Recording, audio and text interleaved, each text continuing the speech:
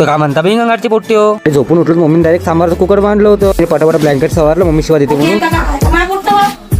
डोक्यात तू एक फिरला का रे डोकं? मम्मी पण बहुत भयानक शिवा देते मला. तो फोन आला मला घ्यायला आलता तो वाला. पोट्टी खेळत होते मस्त. आणि आज होता 15 ऑगस्ट. सारच मस्त सजून होतं. आणि आम्हाला जात होतं युरी काकाजीच्या घरी पाटा आणाले. युरी काकाजीचं घर आहे सावलेन गडीकडे नॅनो पार्क मध्ये गेलो. पाटा उचलला पटकन असं गेलो सचिभाऊच्या घरी. सचिभाऊच्या घरी पाटा ठेवून दिला. सचिभाऊन मग मला घरी आणून सोडलं. म्हणून पटकन घरी चाल म्हणलं. नाही मम्मीच्या हातून शिवा भेटते म्हणून आंघोळ नाही केली तर आलो तर मम्मीने इडल्या रेडी ठेवलं. मम्मी म्हणे पहिले इडल्या खाऊन घे म्हणे मग आंघोळ करतो म्हणे. आता रपरपट उचलून आंघोळ करून पजेबाई आलता मला घ्यायला मुक्ताला जायचं आहे म्हणे. मग त्याच्या टमटम निघाल सोनानं पिरी करत जाम रोडनं. पजेबाईने 1 महिन्यात झाली गाडी घेतली तर मस्त टार्जनमध्ये परतेच आली. ते म्हणे चाय प्यायची म्हणजे समुद्रपुरात आपल्या स्वतःची नवीन दुकान खोलली म्हणलं. चाय प्यायसाठी तिथे जाऊ म्हणलं. चाय घेतली मस्त तिथं 1 नंबर चाय होती आपल्या स्वतःच्या दुकानातली. पोट्टे तुम्ही पण कधी समुद्रपुरात चाय प्यायला गेले तर मग स्वतःच्या दुकानात चाय प्यायले. मग का झोको कर सामोरून मम्मीनं घेतली गाडी हातात. पजेबाई बसला साईडनं पाय टाकून. पजेबाईला म्हणले हनुमान गिरकी नाही का म्हणलं. पजेबाई म्हणे हाय म्हणे टाक म्हणे हनुमान गिर टाकलं डायरेक्ट